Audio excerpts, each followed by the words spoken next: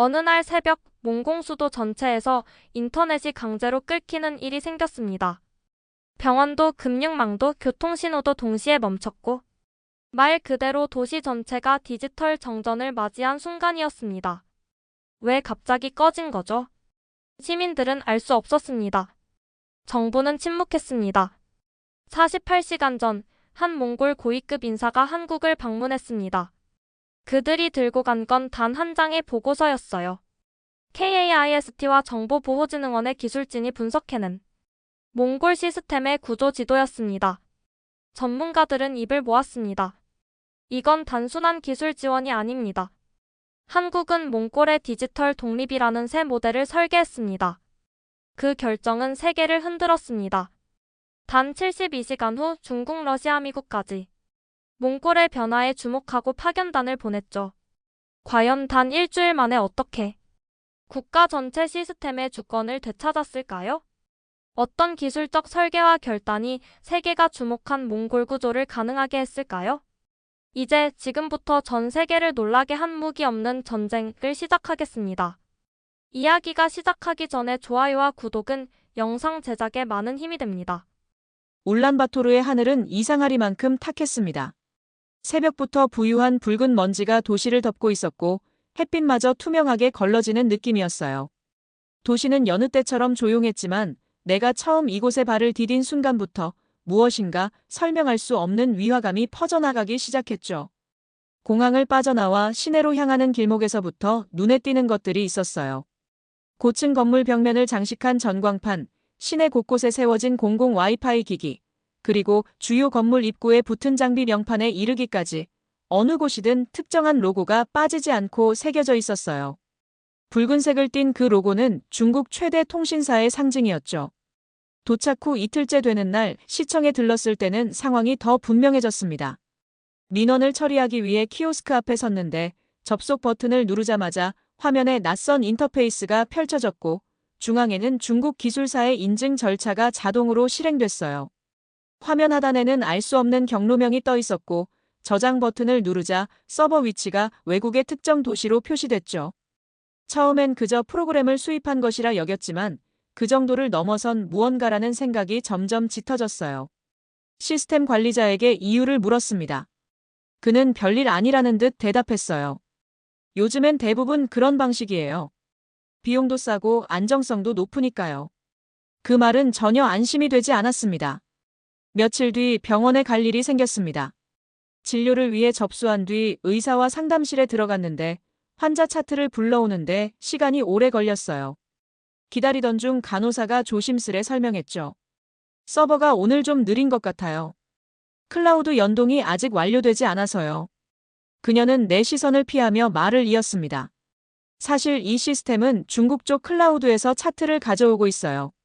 간혹 연결이 느려서 이렇습니다. 그 말을 듣고 나는 안도의 한숨이 아니라 불안감에 가슴이 조여왔습니다. 교육청 홈페이지에 접속했을 때도 이상한 점이 많았어요.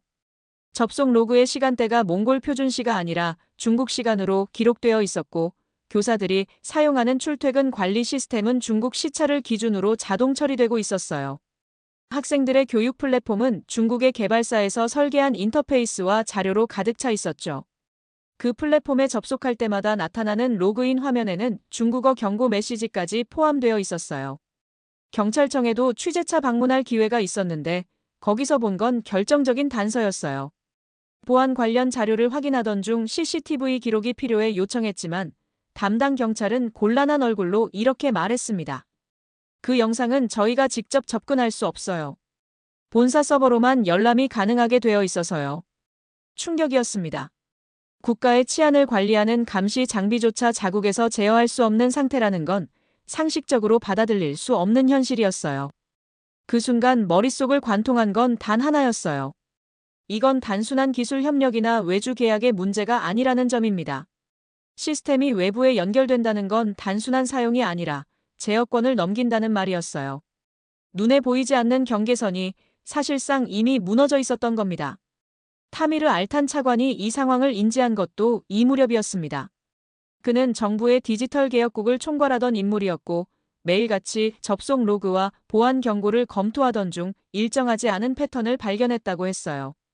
외부 IP에서 반복적으로 민감한 시스템에 접속하려는 시도가 있었고 그 출처는 언제나 같은 방향이었습니다. 그는 3주 동안 관련 데이터를 수집했고 각종 서버의 응답 지연과 사용자 접속 기록, 데이터 전송 루트를 추적해냈어요. 그리고 마침내 정부 내부 데이터의 상당량이 실시간으로 외부 서버로 전송되고 있다는 사실을 확인했죠. 그때 그는 결심했습니다. 더는 내부에서 해결할 수 없다고 판단한 그는 서울행 비행기를 탔어요. 며칠 뒤 한국 KAIST와 정보보호진흥원 관계자들 앞에 선 그는 이렇게 말했습니다. 우리는 지금 디지털 식민지 안에 살고 있습니다. 그 말이 떨어진 순간 회의실은 정적에 잠겼고 나는 이 이야기를 반드시 기록해야겠다고 마음먹었어요. 그가 말한 식민지는 총칼이 아닌 코드로 이루어진 세계였고 무력 대신 계약서와 기술 표준으로 구축된 질서였죠. 침묵 속에 점령당한 도시는 겉으로는 평온해 보였지만 그 뿌리부터 이미 조용히 무너지고 있었습니다. 회의실을 나서며 타미르 차관은 휴대전화를 지그시 바라봤습니다. 울란바토르에서 전송된 암호화된 메시지들이 줄지어 도착하고 있었고 정부 고위 관료들 사이에서도 상황 인식이 서서히 퍼지고 있었어요. 그들은 타미르를 중심으로 모였고 목소리 하나가 방안을 가득 채웠습니다. 지금 아니면 영영 기회는 없습니다. 우리가 손으로 주권을 되찾을 마지막 순간이에요. 그 말에 방안은 긴장감이 흘렀습니다. 타미르는 숨을 고르며 알았습니다. 이제 문제는 단순한 시스템 교체가 아니라는 사실을요. 행정 흐름 자체가 외부 기술 권력의 기준에 맞춰져 있었고 공무원들조차 인식하지 못한 채 수용하고 있었어요. 편리함 뒤에 숨은 통제, 그것이 실은 이미 일상이 되어버렸다는 점이 더욱 아찔하게 다가왔습니다.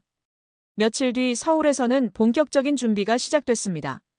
타미르 차관과 KAIST, 정보보호진흥원, 인터넷진흥원 실무진이 한자리에 모였어요. 기술진 한 명이 조심스레 입을 열었습니다. 차관님, 저희가 몽골 시스템 전반을 분석한 결과 인증부터 백업까지 전체 구조가 하나의 생태계로 연결돼 있습니다. 이 구조는 모든 데이터 흐름이 중앙 서버 쪽으로 집중된 상태예요. 타미르는 고개를 끄덕이며 되물었습니다.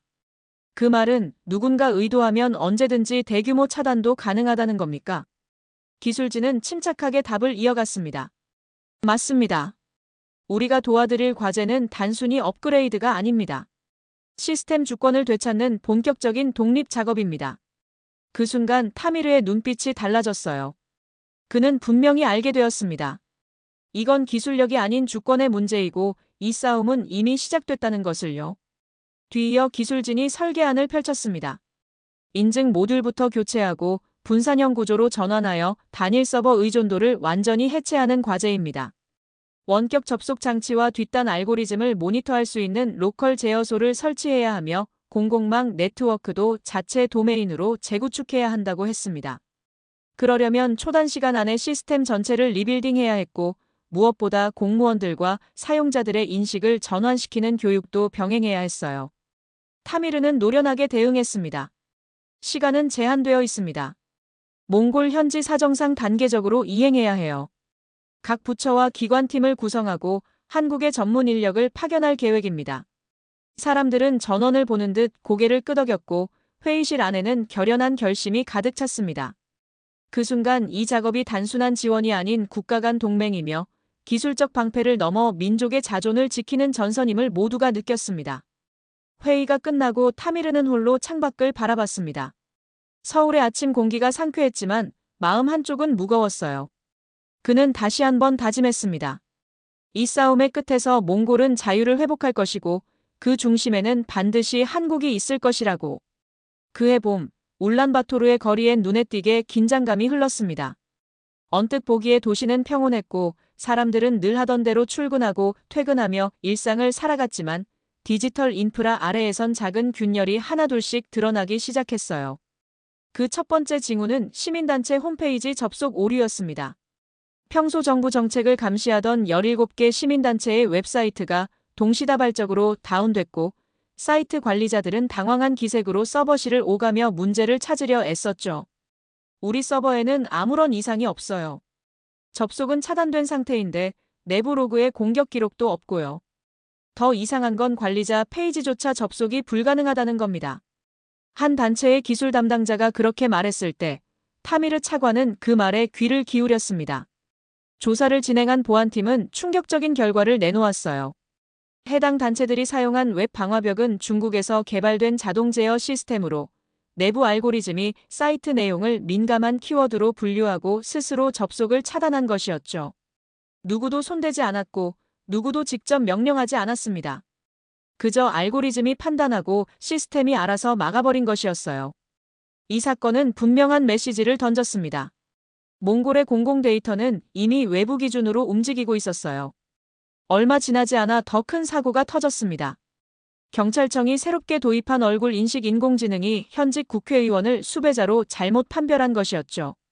출입국 기록도 정상이었고 사법 처리 이력도 없었지만 시청 앞거리의 CCTV 시스템이 자동으로 경고를 띄우자 현장 요원은 당황한 얼굴로 즉시 체포에 나섰어요. 결국 실시간 생중계되던 뉴스 속보에서 그 인물은 수갑을 찬 채로 경찰차에 태워졌고 불과 몇 시간 만에 관련 부처가 오류였다고 해명했지만 이미 정치적 손상은 회복 불가능한 수준으로 번지고 있었습니다. 타미르는 방송을 지켜보다가 입술을 깨물었죠.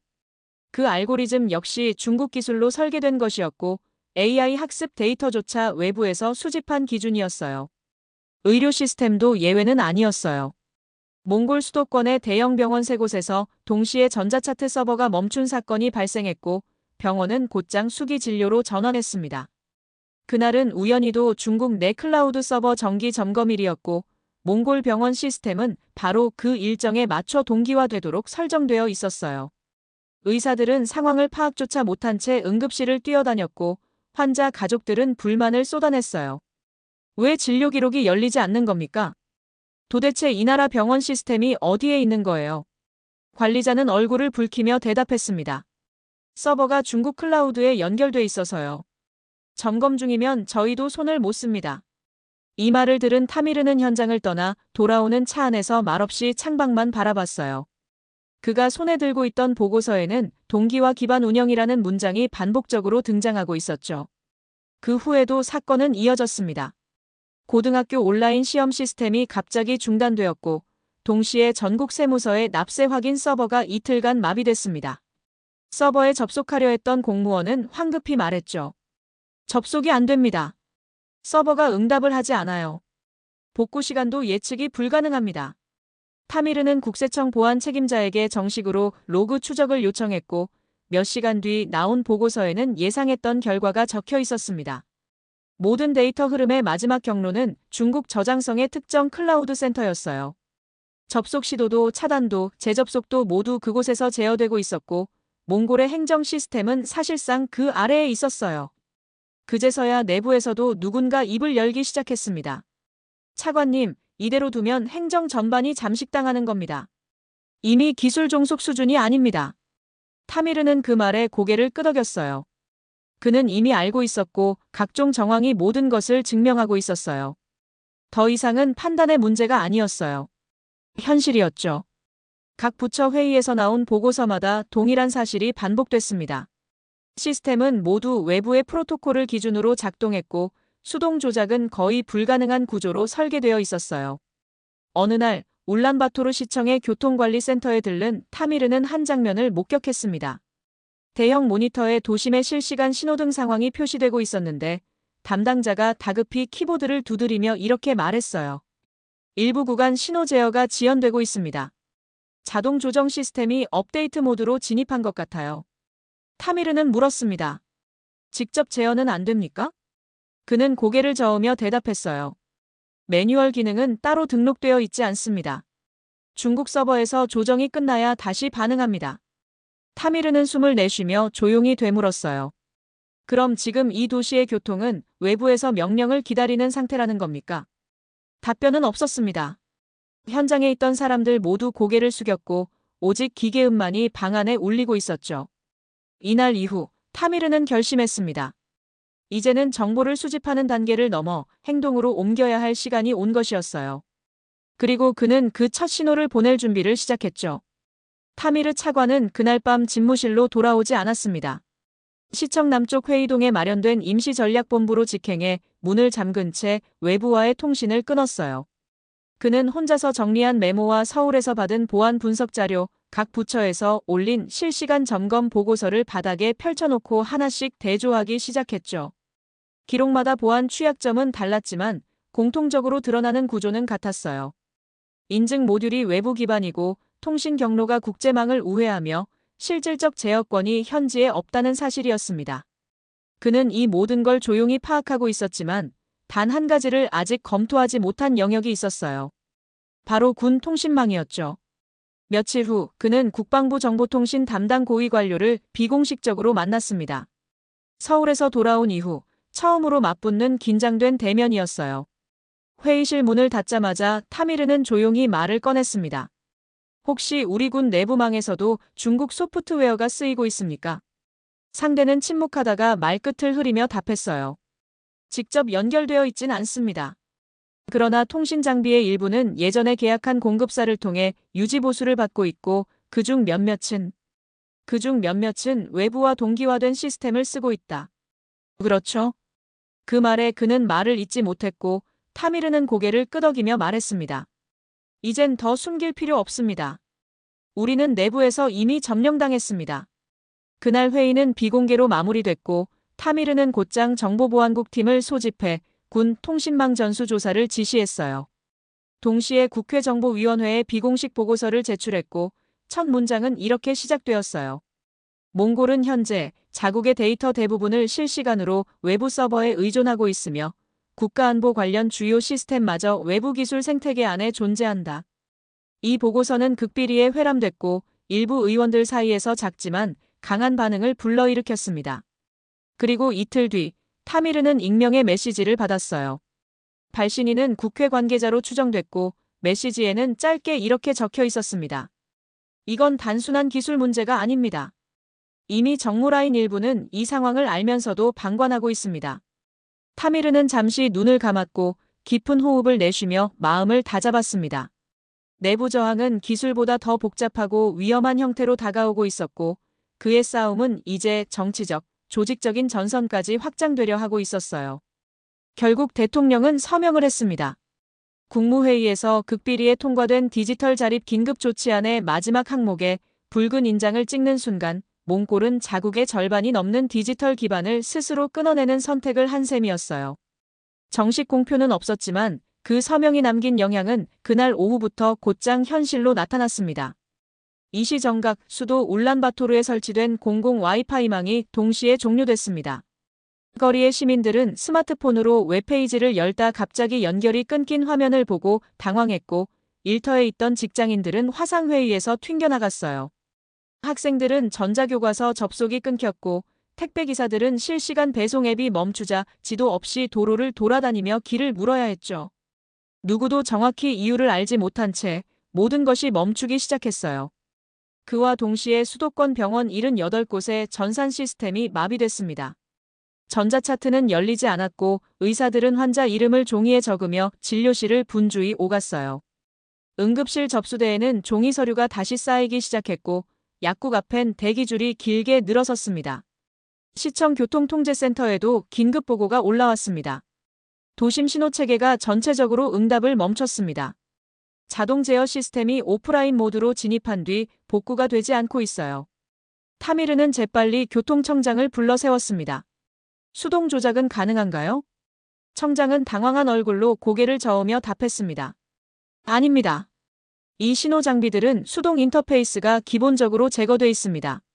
중국산 시스템의 표준 구성입니다. 그 말을 들은 타미르는 말없이 화면을 바라보았습니다. 도심 곳곳의 교차로 상황이 실시간으로 흘러가고 있었지만 화면 속 신호등은 마치 고장난 게임처럼 같은 색을 반복하고 있었어요. 차량들은 서로 눈치를 보며 교차로에 진입했고 그 사이 사람들은 도로를 가로질러 걷기 시작했죠.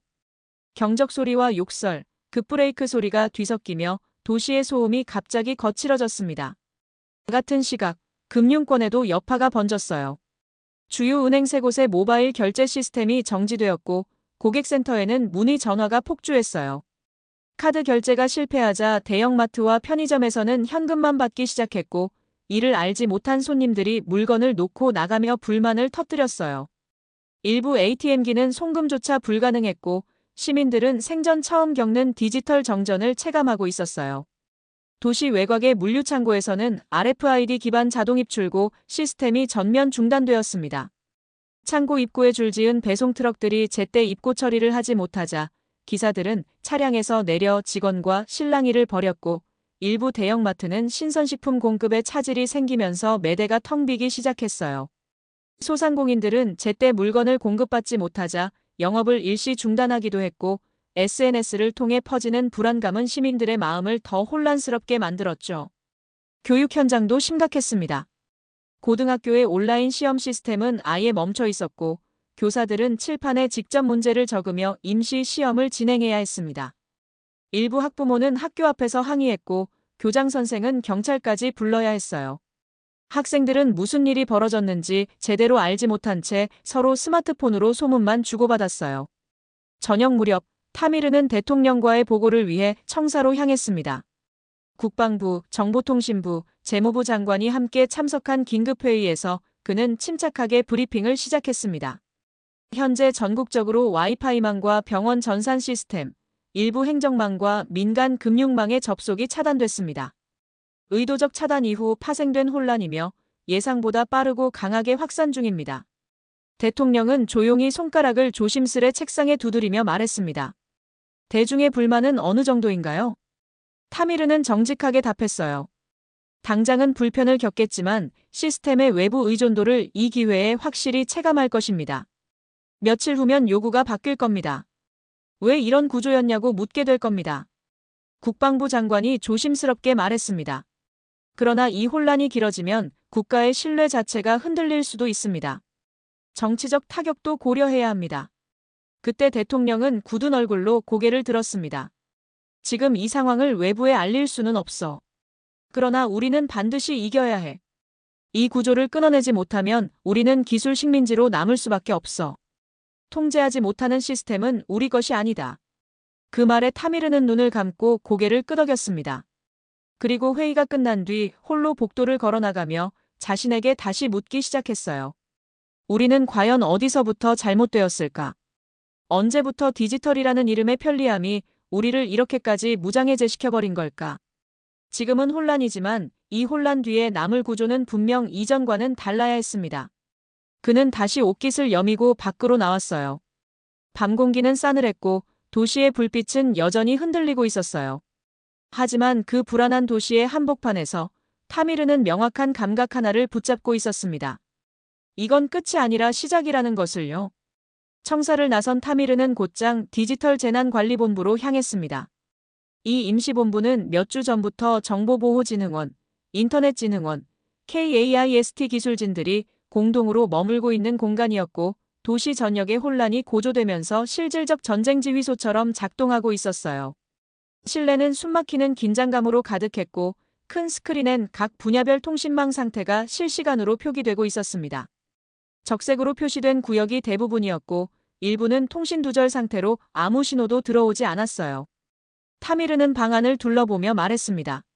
지금까지 확인된 장애 총합과 복구 가능 구역을 정리해주세요. KAIST 통신망 팀장이 노트북 화면을 돌려 보이며 답했습니다. 현재까지 전국적으로 3,000개 이상의 장비가 비정상 작동 중입니다. 그중 40%는 제어 소스 코드 접근이 불가능합니다. 이건 우리가 직접 건드릴 수 없는 구조입니다. 타미르는 숨을 깊게 들이쉰 뒤 천천히 앉아 고개를 끄덕였어요. 그럼 나머지 60%를 먼저 점령해야겠군요. 내부 통신망, 행정망, 병원망부터 순차적으로 따로 복구 계획을 세워주세요. 기술진은 곧장 움직였고 회의실에는 키보드 두드리는 소리만 남았습니다. 그러던 중 인터넷진흥원 보안팀장이 고개를 들며 말했어요. 차관님, 하나 말씀드릴 게 있습니다. 중국 장비 일부가 복구 과정에서 자동 경고를 전송하고 있습니다. 즉, 우리가 복원 작업을 시도할수록 그쪽에도 신호가 가고 있다는 뜻입니다. 그 말에 회의실이 정적에 잠겼어요. 타미르는 천천히 몸을 기울이며 말했습니다. 그럼 이제부터는 시간이 아니라 속도의 싸움이군요. 우리가 먼저 전 구역을 장악해야 합니다. 회의는 곧 전략 수립으로 전환됐고 각 팀은 복구 대상별 작전 순서를 분배받았습니다. 먼저 행정 시스템은 지자체 통신국과 협력해 독립 서버로의 이전을 시작했고, 의료기관은 기존 데이터를 안전하게 백업한 뒤 순차적 재연결 작업에 돌입했어요. 공공망은 카자흐스탄 모델을 참고해 오픈소스 운영체제로 전환하기로 했고, 주요 와이파이 장비의 펌웨어는 한국 기술진이 직접 설계한 폐쇄형 모듈로 교체되기 시작했습니다. 그 움직임은 조용했지만 강했습니다. 마치 도심 지하에서 동시다발적으로 뿌리를 바꾸는 식물처럼 기존 시스템이 하나씩 차단되며 그 자리를 새로운 네트워크가 대체하기 시작했어요. 아직 외부는 이 변화를 몰랐고 시민들 역시 여전히 혼란스러워했지만 그 안에서는 정밀하고 절제된 복원의 움직임이 시작되고 있었던 것입니다. 기적이라 부를 수밖에 없었습니다. 지난 일주일간 울란바토르에선 수천 개의 시스템이 멈췄고 그 속에서 수백만 명의 일상이 정지됐지만 그 혼란을 정면으로 마주한 기술진들과 공무원들은 끝내 도시를 다시 일으켜 세웠어요. 한국에서 파견된 기술진 40여 명과 몽골 현지 재난대응팀, 그리고 민간 전문가들까지 모두 합쳐 100여 명이 넘는 사람들이 밤을 새우며 조용히 구조를 재설계했습니다. 전문가들은 현장을 직접 뛰어다녔습니다. 와이파이 기지국 철거 현장에선 진흥원 소속 보안 엔지니어가 직접 사다리에 올라가 장비를 해체했고, 시청 전산센터에선 KAIST 연구진이 모여 외부와 연결된 인증 모듈을 하나하나 추적하며 코드를 제작성했어요. 이 장비는 절대 그냥 끄면 안 됩니다. 내부에 자동 경보 루틴이 들어있어서 차단 즉시 외부 서버에 신호가 나갈 수 있어요. 기술진 한 명이 그렇게 말했을 때 옆에 있던 몽골 공무원은 고개를 끄덕이며 조심스럽게 묻습니다. 그럼 어떤 방식으로 꺼야 하나요? 그는 조용히 웃으며 말했어요. 한국식 우회 회선 방식으로 절연하고 전력 차단 전에 메인 바이패스를 가려야 해요. 그렇게 하면 누구도 눈치채지 못합니다. 말 그대로 외과적 절단이었습니다. 조심스럽고 정밀한, 그러나 단호한 손길이 도시의 심장을 하나하나 다시 이식하는 작업이었죠.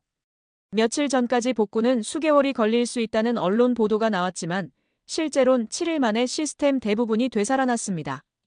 시민들은 놀라움을 감추지 못했어요. 어느 날 갑자기 꺼졌던 통신망이 다시 열렸고 끊어졌던 병원 기록이 아무 일 없었다는 듯 떠오르기 시작했어요. 이전과 달라진 점이 있다면 이제 그 기록들이 우리 시스템에서 직접 열리고 있다는 사실이었습니다. 의사들은 전보다 빠르게 차트를 불러왔고 시민들은 공공 와이파이를 접속할 때 더 이상 생소한 외국어 페이지를 마주하지 않았어요. 정부 민원 사이트엔 몽골 공공망 인증서라는 표시가 새롭게 박혔고 학생들의 교육 플랫폼은 익숙한 디자인으로 전환되었어요. 공무원들이 사용하는 메일 시스템은 독립 도메인 기반으로 바뀌었고 이메일을 보낼 때마다 화면 상단엔 국가보안구역 내 송신이라는 문구가 나타났습니다. 처음엔 낯설다며 문의하던 직원들도 이내 그 시스템에 익숙해졌어요. 이제야 진짜 우리 거라는 기분이 듭니다. 시청 행정팀의 한 직원이 그렇게 말했을 때 옆에 있던 담당 엔지니어가 고개를 끄덕이며 대답했습니다. 그렇죠. 이게 바로 디지털 자립이라는 겁니다. 그들은 서로 웃었고 그런 작은 변화들이 도시에 퍼지기 시작했어요. 마치 흙 속에서 퍼지는 뿌리처럼 한 번도 겪어보지 못했던 감각이 시민들 사이에 번지고 있었죠. KAIST와 진흥원 기술진은 매일 아침 정해진 시간에 실무자들과 미팅을 가졌고 거기서 진행된 개선안은 실시간으로 적용됐어요. 의료 시스템은 분산 저장 기반으로 업그레이드됐고 도시교통신호망은 한국산 제어 알고리즘으로 대체됐습니다. 특히 인상 깊었던 건 지방행정기관의 변화였습니다. 기존의 중국 기술로 설계된 협업 시스템을 오픈소스 기반의 통합 플랫폼으로 교체하는 작업이 완료되자 군청 공무원들이 기술진에게 박수를 보냈어요. 그들은 이렇게 말했어요. 우리는 매일 이 시스템을 사용하면서도 이게 우리 것이 아니란 걸 몰랐습니다. 지금은 처음으로 통제권이 내 손 안에 있다는 느낌이 듭니다. 그 변화는 언론에도 보도됐고 시민들의 인식은 빠르게 전환됐습니다. 불편함을 참아낸 시간이 있었기에 돌아온 통제권은 더욱 값지게 느껴졌죠. 그리고 7월 1일 아침 몽골 국회 본회의장은 이례적으로 가득 찼습니다. 대통령이 연설을 준비하고 있었고 국무위원들과 국회의원, 언론인까지 모두 착석한 상태였어요. 그가 연단에 서자 플래시가 터졌고 대통령은 천천히 마이크를 잡고 입을 열었습니다. 우리는 그동안 디지털이라는 이름 아래 편리함을 받아들였습니다. 하지만 그 편리함은 곧 의존이 되었고 의존은 통제를 낳았습니다. 우리는 그것을 늦게 깨달았습니다. 그러나 우리는 결코 포기하지 않았습니다. 회의장은 조용했습니다. 대통령은 다시 고개를 들고 말했어요. 오늘부로 우리는 디지털 주권을 회복했습니다.